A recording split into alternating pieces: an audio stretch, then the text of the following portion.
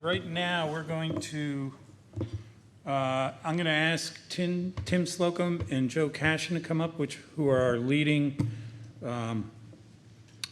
sponsors. We'll give Tim the floor, and this will lead into our demo session. So we'll turn it over to Tim first, and then Joe.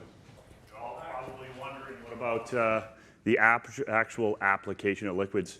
Although the science side of this is really good and important to know, but how do you get it down to the ground?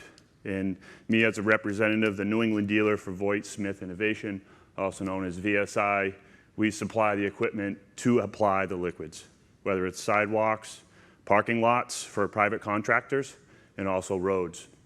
Some of that system has GPS flow rate control and magnetic flow readers. The importance of the flow readers are the magnetic flow readers is depending on your consistency and your blend rate, it still calibrates the same application rate, no matter if it's a 90-10 blend of additives, which you'll hear about here shortly, or straight salt brine. That calibration does change when you have different blended rates. You'll see in some of the demos outside a unit that I brought today. It's a 750-gallon sprayer at a pre-treatment application. Typically, contractors are around 40 gallons per acre. Municipal roads are 30 gallons per acre is your pre-treatment application, upwards to 80 or even 100 gallons per acre for private contractors. One thing that I didn't quite hear yet that might pique your interest is that contractors use just about the same amount of salt as municipal roads. So when we're talking about improving the level of roads and the traction and safety for roads, we're also guilty as contractors and end users to make sure that we're reducing the use of chlorides as well. With some salt brine and additives, you can potentially reduce your salt by 70%. So some of the questions earlier was, is it corroding my car? Is it rotting away? Yes, to a point. Salt brine is 76% water.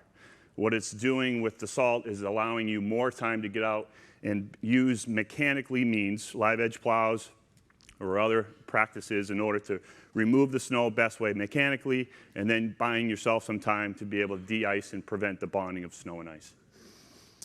This sprayer outside, it covers 35 feet wide. It's a 3-lane boom. It's operated off of an apps-based control system. There is also a remote control in your cab and a hardwired option as well for the old timers that really just like to flip a switch and feel a button. Some other important aspects with that spray control system is tracking.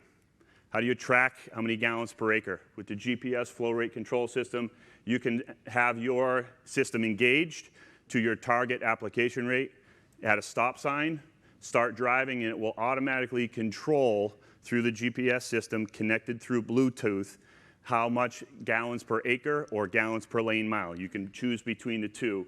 And the system is set up for private contractors. I know there's a university. They cover 17 acres. If you're putting out, so not to get off track, but 17 acres of pavement is quite a bit when you're talking potentially 34 snow events times 500 pounds per acre. That salt usage goes up pretty quick. So I'm just using that example that private contractors are just as guilty to try to reduce chlorides as DOT and also the town of Hague. So it's my responsibility to try to inform and educate, and then also provide the equipment here in New England as the VSI dealer rep to source that.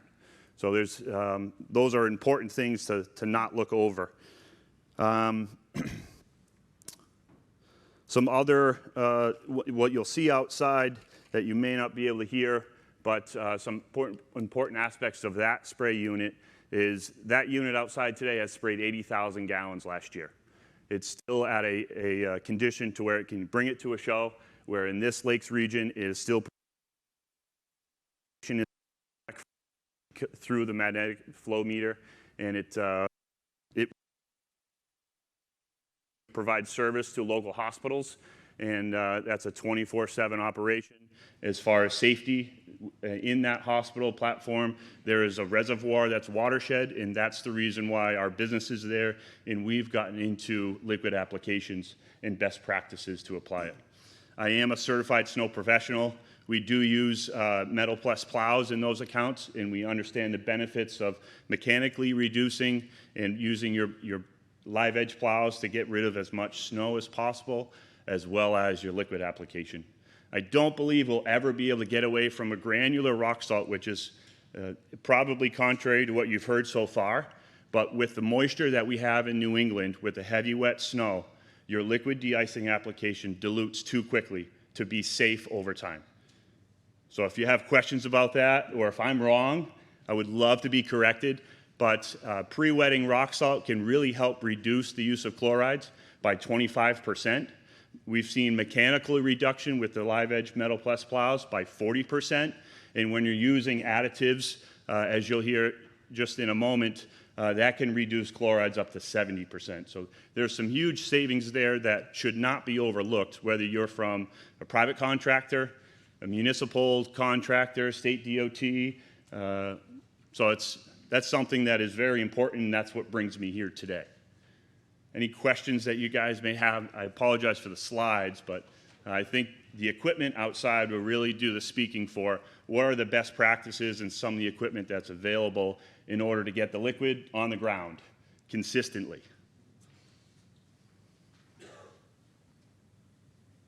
If there are no questions, I know Tim will be out there and love to answer them, I think, more pointed as we get one-on-one. And we'll talk about what will happen shortly, but thanks so much. Sure. Go. There is, if you are interested in equipment, there's probably one question. I do have price sheets for the equipment and all the sizes that are available. As far as delivery times, you're looking at 2 weeks in November. Our first truckload is already pre-sold, which is a good sign that people in New England are buying into liquid applications. The second truckload is coming into Gardner, Massachusetts at our shop. That's due the second week in November. There is some space that's available, so if you were to pre-buy your equipment, we can make sure that your equipment gets on that second load delivered in the second week in November. Thank you. Great, thanks, Tim. And then our next leading edge sponsor was Joe Cashin from Innovative Surface Solutions, who have been a continual supporter of the summit, and we like to thank him and them for that. So thanks, Joe. Absolutely. Well, we really do believe in what you guys are doing here, so it's a no-brainer for us to support this association and everything that's going on. My name is Joe Cashin. Like you already were told, I'm the regional manager for this area for Innovative Surface Solutions. I told Rakib during the break here that I was also sympathetic to him when he got the questions about age, because when I first started, I was 24 years old.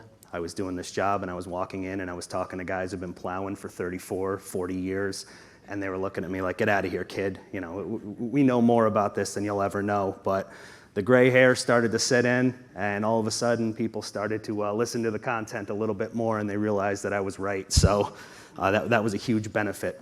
Just a little bit of a backstory on Innovative Surface Solutions. We've been doing liquid de-icers for 35 years.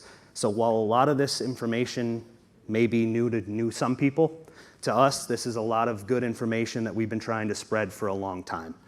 We do all sorts of liquids. We are not just a sole liquid supplier. We supply all sorts of liquids from magnesium chloride, calcium chloride, to agricultural blends. There's a lot of different environments in this country. There's a lot of different environments in this state. So there's not always one solution that's going to work for everybody. We service mainly New England, and I should say the Northeast. We service all the way up to Caribou, Maine, where they see temperatures routinely -15, -20. We service all the way down to North Carolina, where they'll see more in that 32, 33 range. So every environment will offer different struggles. Luckily, we've been able to capture a lot of that data to help out and to make your growing pains not as severe when it comes to your liquid program. I do want to say congrats to Hague and Lake George. What they're doing up there is tremendous. I think the hats off to them. They're really investing in these programs. They're learning it. The number one thing that they mentioned was education, and I couldn't agree more. That has been a staple of Innovative Surface Solutions for 35 years. We do all sorts of seminars we're more interested in finding what's going to work for you than we are moving a particular product to you, because we offer so many different ones. We'll find a solution that's going to work for you. What's most important is it's going to work within the confines of your program. Another thing that I heard a lot about, and I think it's very important, and if there's one thing you take from this SALT Summit today, it's this: calibrate your equipment. The number one question we get when somebody goes into a liquids program is, I put the material down, it's not working. And the number one question I'm going to ask you is, how much of it did you put down? If you don't know, we can't help.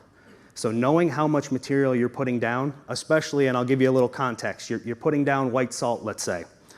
The difference between 500 pounds of white salt and 300 pounds of white salt is a big difference when it comes to the actual amount of salt you're putting down. But when you're putting white salt on white snow in the middle of the night, it's going to be very difficult to eyeball it and say, oh yeah, that's about the right amount. So knowing your numbers is a huge, huge component of this. We've heard a lot of conversations about salt brine. And salt brine is a great component for anti-icing, which is before the storm. And I'm glad that everybody is getting into liquids and that that's a catalyst for them to get into it. But to take the next logical step in your chloride reduction, premium liquids need to be introduced. They're going to help supplement some of that granular material. They're going to help keep solids on the ground. They're going to help your actual salt brine work at lower temperatures. They're going to help it stay on the road longer.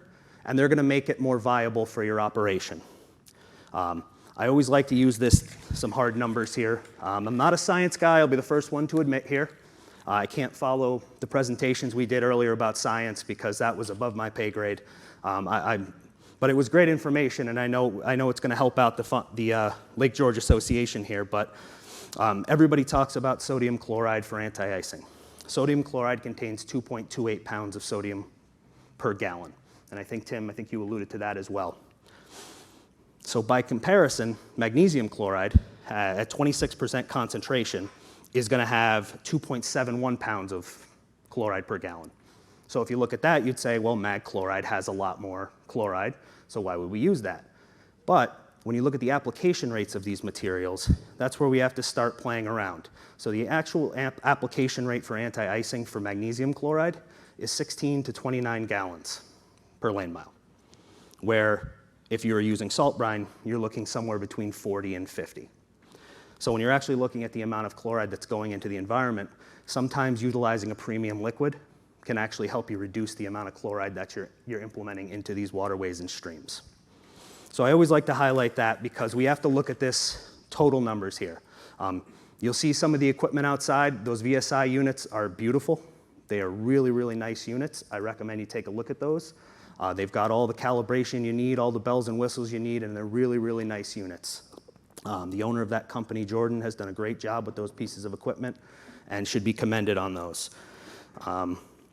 I did hear a question earlier about sand, and sand is still something that is utilized. Be careful with sand as well, because some sand can be high in phosphorus, and if you're concerned about your water levels, that can be a real issue. So please, I've seen that in some wells and some reports that have been done independently. Please just be careful with sand as well, because that can create another litany of problems. Like we said, there's always something to consider. So there's lots of options for you to reduce your chlorides. So while anti-icing with salt brine and using liquids when it comes to magnesium and calcium chloride are one option, you can also look at things, and I'm glad the DOT mentioned it, with treated salt. But even within treated salt, there's different types of treated salt that you need to be aware of. There's a type 1, which is just your base chloride.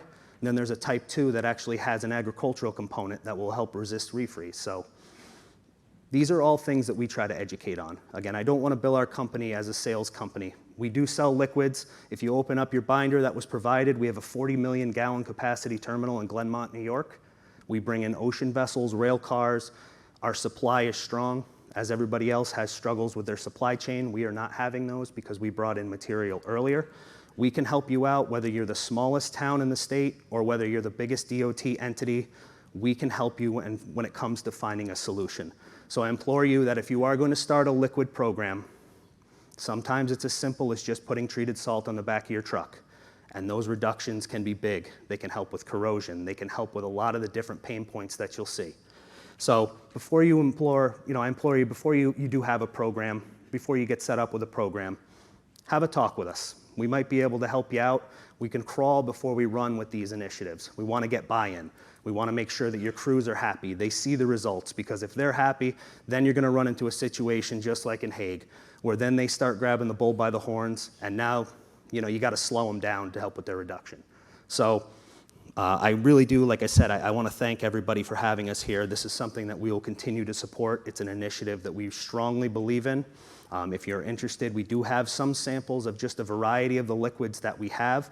Our site down in Albany, I invite everybody who's watching online, I invite everybody here. If you'd ever like to come down to our Glenmont terminal for a tour, we would be more than happy to have you and show you. It's rather impressive when you see the scope of what we've made. It's the biggest commitment in the Northeast when it comes to your liquid de-icing. So if, as we've heard, liquid de-icers are going to be the future, and we like to think we're going to be right there alongside you when it comes to supporting you for many years. So I just want to thank everybody for their time and effort in coming out here, and like I said, educating themselves, because the more education we do, the better success we're going to have, and the more traction these liquid programs are actually going to have. So if anybody has any questions, I'm available for that. Of course, my coworker would have one. Joe, one thing, there's been a lot of questions about corrosion. Can you just explain what a premium liquid can do as far as corrosion, even enhancing salt brine, and as it relates to QPL? Sure. So if you look at, you heard DOT mention Clear Roads. Clear Roads has a QPL list, which is a qualified product list. And there's also corrosion testing that is done. And on the corrosion testing, salt, remember, in any form is salt, whether it's liquid, powder, granular, whatever it is salt. So the corrosion test for salt came in at 100 on their test, which was quite high. Calcium chloride came in at 121. Magnesium chloride without a corrosion inhibitor came in 80. We do add corrosion inhibitors to some of our products to help cut the corrosion by up to 70%. But even when you mix that in with your salt, they can actually act as a protective barrier that can help out and cut the corrosion of your salt. And that includes when you mix it with your salt brine. So if you take one of our, we do have a liquid that you can put in with your salt brine that will help its performance. It will help it last on the road longer. And if you add it at a 30% add rate, so you still have a very economical liquid, you'll actually cut that corrosion to meet the QPL standards of 70% corrosion.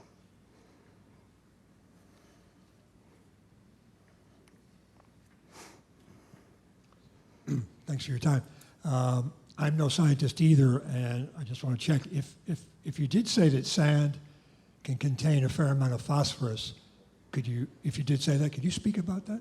Well, a lot of it is going to depend too on the amount or the source of your sand. So that's why I say it can. Not every bit of sand can. One thing that sand does when it comes to waterways is it can actually settle out onto the bottom of waterways, and it can start to kill microorganisms on the bottom. And as we know, if you cut a tree at the base, doesn't matter, the leaves are going to die at the top. The same principle happens with your waterways. So the actual phosphorus levels will vary when it comes to the source of your sand, but sand can be detrimental in that impact on your waterways as well when it comes to killing the microorganisms, because everything in the food chain feeds from the bottom. So. Okay. Perfect. Well, again, thank you for your time, everybody. I really appreciate it. And I would just like to add to that question on sand. Lake George is an impaired water body due to sediment and sand. And, one of the reasons years ago coincided with the increase of salt use around here, because they cut back on the sand for that very reason, that the impacts of sand and sediments to our water bodies. And now we see what chlorides are doing. So, it's a balancing act. So I want to thank everyone. We've reached the end of this session. We'll now go into the demo session.